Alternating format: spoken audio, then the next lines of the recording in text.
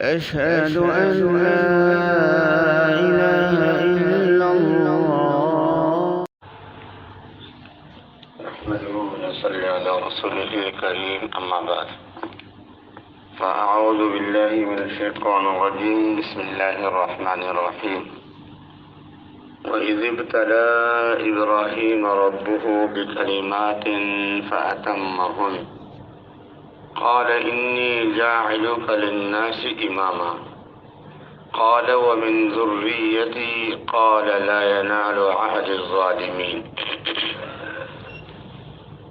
وإذ ابتلى، جس وقت ہم نے امتحان لیا ابراہیم علیہ السلام کا بکلمات، چند کلموں کے ساتھ، کلمات کے ساتھ. کلمات جمع ہے کلمے کی. فَأَتَمَّهُنَّ، پس ابراہیم علیہ السلام اپنے اس امتحان میں پورے اترے. قال، اللہ نے فرمایا، انی جاعلک للناس اماما، بے شک میں تمہیں لوگوں کا امام بنانے والا ہوں، پیشوا. قال، ابراہیم علیہ السلام نے فرمایا، ومن ذریتی، اور میری اولاد کو بھی. قال، اللہ نے فرمایا، لا ینال عہد الظالمین، کہ میرا وعدہ کسی ظالم کو نہیں پہنچے گا. وَإِذِ ابْتَلَىٰ إِبْرَاهِيمَ رَبُّهُ، آزمایا یہ ابراہیم علیہ السلام کن چیزوں کے اندر. اس کی بڑی تفصیل ہے، اس لیے بھی وَإِذِ ابْتَلَىٰ إِبْرَاهِيمَ، اور ہم نے آزمایا ابراہیم کو، اس کے رب نے بھی کلمات، چند کلمات کے ساتھ. فَأَتَمَّهُنَّ، پس اس نے ان کو پورا کر دیا. یہاں تک اس کی مختصر آپ کے سامنے تشریح کروں گا.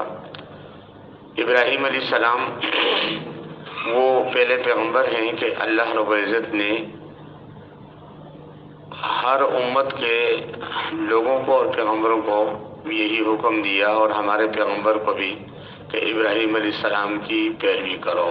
وَاتَّبِعُوا مِلَّةَ إِبْرَاهِيمَ حَنِيفًا، سارے نبیوں کو یہی حکم دیا. اور چونکہ نبی جو اکثریت تھی انبیاء علیہ السلام کی، وہ ابراہیم علیہ السلام کی اولاد میں ہی آئے، اس لیے جد امجد ہے یہ پیغمبروں کا بڑا.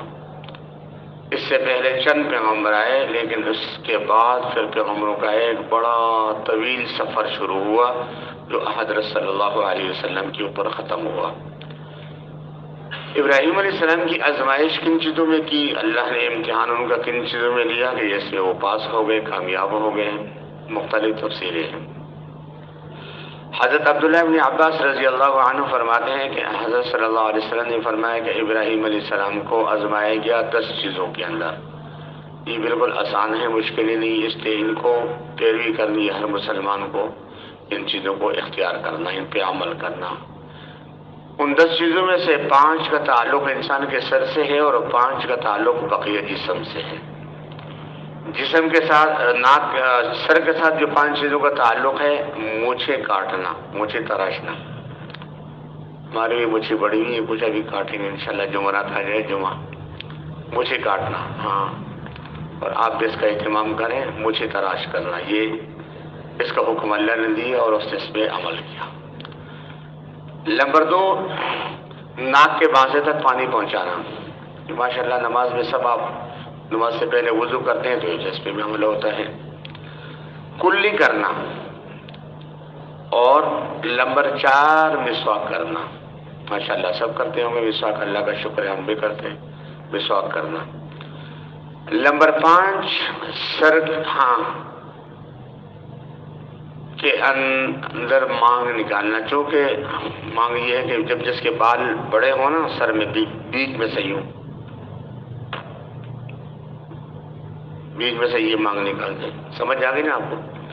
اب چونکہ اس کے اوپر خواتین عمل کر رہی ہیں، ضروری ہے کہ سب مرد عمل کریں. چونکہ ابراہیم علیہ السلام کی اولاد میں عورتیں بھی ہیں اور مرد بھی ہیں، تو کسی پہ عورتوں نے عمل کرنا ہے، کسی پہ مردوں نے کرنا ہے.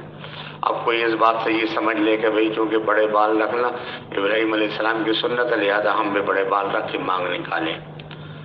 پھر یہ 4 پوری کر دیں، بالوں کی خیر ہے. ہاں، 5 چیزیں جو بدن کے ساتھ جن کا متعلق جن کا حکم ہے، ان میں سے ایک چیز جو ہے وہ ختنہ، جو عام طور پہ ماشاءاللہ جس کو ہم کہتے ہیں سنت بٹھانا، اس کی سنت بٹھائی کہ نہیں تو سب ماشاءاللہ سب بٹھاتے ہیں، یہ بھی سنت ہے۔ ہاں، پہلی سنت جب یہ اس کو شروع کیا ابراہیم علیہ السلام نے، ہاں اس سے پہلے یہ ختنے کا سلسلہ نہیں تھا، ابراہیم علیہ السلام سے شروع ہوا، تو اس لیے اب یہ سنت ہے۔ اور ہم مسلمان اور کافر کے درمیان فرق بھی یہی ہے، اس لیے کہ جب کوئی غیر مسلم اسلام میں آتا ہے تو پھر پہلے اس کا ختنہ بھی کرنا پڑتا ہے، ہاں اس کا ختنہ بھی کرنا پڑتا ہے، کیونکہ یہ بھی ضروری ہے۔ ہاں تو یہ ختنہ، یہ سنت، یہ انبیاء کی یہ سنت ہے بہت بڑی، اور یہ ماشاءاللہ مسلمان کرتے ہیں، اس میں زیادہ تفصیل میں آگے نہیں جائیں گے۔ بہرحال اس کے علاوہ جسم کے دوسرے جو سنت بقیہ جسم کا ایک حکم دیا، یہ جو بال ہیں اضافی بال ہیں ان کو کاٹنا، 2-3 قسم کے بال ہیں ان کو کاٹنا، آپ کو پتہ ہے ماشاءاللہ سب باشعور لوگ ہیں، سمجھتے ہیں ان بالوں کو کاٹنا، یہ بھی ابراہیم علیہ السلام کی سنت ہے، وہاں سے شروع ہوا ہے اور یہ پوری امت کے لیے لازم ہے اور سب اس کو کرتے ہیں۔ ہاں ایسا نہیں ہے کہ اسی طرح استنجا کرنا، پیشاب کے بعد استنجا کرنا، پتھر سے ہو یا پانی سے تو ضروری ہے، پانی سے ہو، جہاں پتھروں کا خطرہ ہو، ایسا کریں کوئی پتھر لے کے آئے کل باتھ روم اپنے بھر دیں، گھر میں کر سکتے ہیں، نہیں دیہاتوں میں گئے کہیں تو پتھر استعمال کریں۔ تو یہاں آئیں تو جو کہ مساجد میں علماء نے ابھی لکھا ہے کہ بھئی وہ پتھر استعمال نہ کریں، چونکہ اس سے اور گندگی لین بند ہوتی ہے، سینگوریزی کا مسئلہ ہوتا ہے، اس پر مسائل ہوتے ہیں، اس لیے زیادہ کسی کو کوئی مسئلہ ہو تو ٹیشو پیپر استعمال کر کے پھر اس کو ردی کے ٹکڑے کے پیپر میں اس میں ڈال دیں اور پانی استعمال کریں، پانی کا اتنا استعمال بھی نہ ہو پانی کا جیسے ہمارے ہاں استعمال ہوتا ہے، ہاں ایسے تباہی کرتے ہیں پانی کی، اللہ معاف فرما دے۔ میں کہتا ہوں نا، ہمیں اور کسی گناہ میں ہماری پکڑ نہ ہونا، ہم ابراہیم حیدری والوں کی، باقی لوگوں کو تو بھی نہیں پتا، تو ہم اس پانی کی وجہ سے پکڑ جائیں گے، اس سے ہم جان نہیں چھڑا سکیں گے۔ خاص طور پہ جو مسجدوں کے اندر پانی کی تباہی ہوتی ہے اور پانی کو کس طرح برباد کیا جاتا ہے، کتنا کہا اتنا کہا۔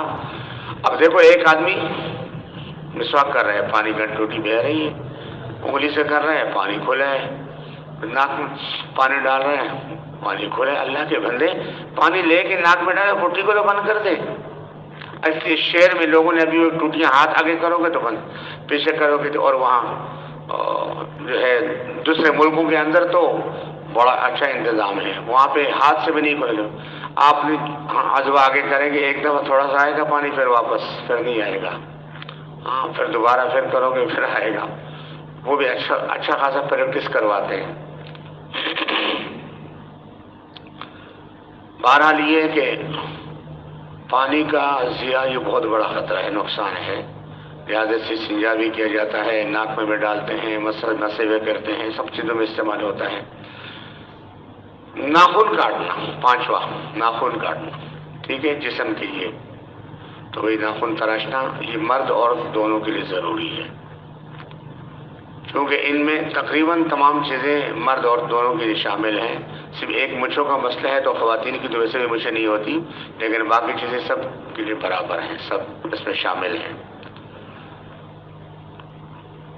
حضرت عبداللہ بن مسعود رضی اللہ عنہ نے فرمایا کہ اس سے مراد ابراہیم علیہ السلام کی آزمائش جو اللہ نے کی تھی، وہ ایک تو اللہ تعالیٰ نے ان کو حج کے احکام سکھائے، کیا کہ بھئی حج کے لیے احرام باندھنا، حج ہو یا عمرہ ہو، نمبر 2 طواف کرنا، اور نمبر 3 صفا مروہ کی سعی کرنا، اور اسی طرح پھر وہ حلق بھی کرتے ہیں آخر میں جا کے۔ تو ہمارے بہت سے لوگ حج عمرہ بھی کرتے ہیں لیکن وہ حلق نہیں کرواتے، بال وہی ان کے وہی لے کے آتے ہیں، وہی بڑے قیمتی بال ہیں ان کی۔ بھئی ضروری ہے جو بھی کتنے بھی قیمتی بال کیوں نہ ہو، جا کے ان کو تراش کر آئے، پھینک کر آئے، صاف ستھرا ہو کے آئے۔ ہاں یہ کون سے بالوں کے اندر سونا چاندی کی پٹیاں لگی ہوئی ہیں کہ ان کو لے جاتے ہیں پھر واپس لے کے آتے ہیں، لہٰذا یہ سر کے بال کوئی بھی جو بڑے بال ہو تو سب جا کے صاف کر دیں۔ بہرحال یہ اسی طرح حضرت علی رضی اللہ عنہ فرمایا، اس سے مراد ابراہیم علیہ السلام کی آزمائش جو ہوئی تھی سب سے پہلے عقیدہ توحید کہ اس کی پاسداری کرنی ہے تم نے، نمبر 2 پاکی کا اہتمام کرنا ہے، یہ بھی انہوں نے کی۔ نمبر 3 امر بالمعروف کا حکم دینا ہے، یہ بھی انہوں نے کیا۔ نمبر 4 نہی عن المنکر سے روکنا ہے، یہ بھی کیا ابراہیم علیہ السلام نے۔ اچھائیوں کو عام کرنا، برائیوں سے روکنا، اور اسی طرح عدل و انصاف کے ساتھ فیصلہ کرنا، اور ساتھ میں یہ بھی فرمایا کہ معاشرے میں جو بگاڑ پیدا کرنے والی چیزیں ہیں ان کو ختم کرنا، اور ساتھ میں ظلم کو مٹانا اور انصاف اور عدل کو قائم کرنا، اور اسی طرح یہ بھی حکم دیا کہ نمازوں کو قائم کرنا، زکوٰۃ دیتے رہنا، رکوع کرنا اور سجدہ کرنا، اور اسی طرح اس کے علاوہ جو ہے بعض دوسرے مفسرین نے دوسرے بہت سے معنی لیے۔ اب اس سب کا خلاصہ میں آپ کو بتاتا ہوں، سب کا خلاصہ اور نچوڑ، کیونکہ ان سب چیزوں کو گنیں گے، اللہ کا شکر ہے ہم سب اس پہ عمل کرتے ہیں۔ ہمارے دین اسلام کے اندر جتنی چیزیں ہیں، یا اس سے پہلے شریعتوں میں جتنی چیزیں حلال تھی، ان سب کا حکم اللہ نے ابراہیم علیہ السلام کو دیا۔ جو حرام ہے ان سب سے روکا، تو ابراہیم علیہ السلام ان کے اوپر پورا اترے، لہذا ہمیں بھی اس کے اوپر پورا اترنا ہے۔ اسی طرح ایک حکم ابراہیم علیہ السلام کو یہ دیا کہ اپنے گھر والوں کو اللہ کے لیے چھوڑنا، اللہ کے راستے میں اللہ کے دین کو سیکھنے کے لیے جانا، جب ابراہیم علیہ السلام اس کو بھی پورا کر کے جو حج عمرے کے لیے جائیں گے، آپ زمزم کا پانی پیئیں گے، صفا مروہ کے سعی بھی کریں گے۔ تو یہ سعی کیوں کرتے ہیں کہ اما ہاجرہ نے یہاں پہ سعی کی تھی، اللہ نے ان کے اس طریقے کو قیامت تک جاری رکھا کہ انہوں نے نمونے بچے اسماعیل کو لٹایا، اور پانی کی تلاش میں کبھی اس صفا کے پہاڑ بھی چڑھتی، کبھی مروہ کے پہاڑ بھی چڑھتی، دوڑتی لگاتی۔ تو اب بھی ماشاءاللہ حاجی صاحب جاتے ہیں تو دوڑ کے لیے بیچ میں سبز قسم کے بلب لگے ہیں، وہاں پہ آپ نے دوڑ لگانا ہے۔ عورتیں صرف وہ آرام سے چلیں گی، مردوں کے لیے تھوڑی دوڑ لگانا، لیکن وہ دوڑ نہیں لگانا وہ جو سانپ اور شیر کو دیکھ کر لوگ دوڑ لگاتے ہیں۔ بعض لوگ جانوروں کی طرح دوڑتے ہیں، ایسے لاتے مارتے ہیں دوسروں کو، یہ تو غلط طریقہ ہے۔ دوڑنے کا بھی طریقہ ہوتا ہے، ٹیکنیک سے، طریقے سے، اسے فوجی دوڑتے ہیں، دیکھا ہوگا آپ نے، ٹھپ ٹھپ ٹھپ، تھوڑا قدم تیزی کے ساتھ لے کے چلنا۔ تو یہ بھی لیکن عورتوں کے لیے وہاں دوڑنا منع ہے، یہ مردوں کے لیے۔ تو صفا مروہ کے سعی، یہ بھی ابراہیم علیہ السلام نے اس کا یہ اما ہاجرہ کو وہاں چھوڑ کر اور گئے، قربانی کی، اپنے وطن کو چھوڑا، قربانی دی انہوں نے، بچوں کو قربانی چھوڑ کر چلے گئے۔ پھر اللہ نے حکم دیا ابراہیم علیہ السلام کو کہ بیٹے کو ذبح کر، تو یہ نہیں بولا کہ اللہ میں نہیں کروں گا، فوراً اس کو ذبح کر دیا، کہ یہ تیار ہو گئے، لیکن اللہ نے ذبح ہونے نہیں دیا۔ اللہ قربانی مانگتے ہیں، لیتے نہیں، اس لیے یہ بتا دیا کہ اگر ابراہیم علیہ السلام، اللہ معاف فرمائے، اگر وہ اپنے اس کی بیٹے کی قربانی ہو جاتی تو آج پھر ہر مسلمان اپنے اولاد کو ذبح کرتا۔ اللہ نے کتنا بڑا رحم فرمایا، اس لیے فرمایا ابراہیم علیہ السلام کی ملت کی پیروی کرو۔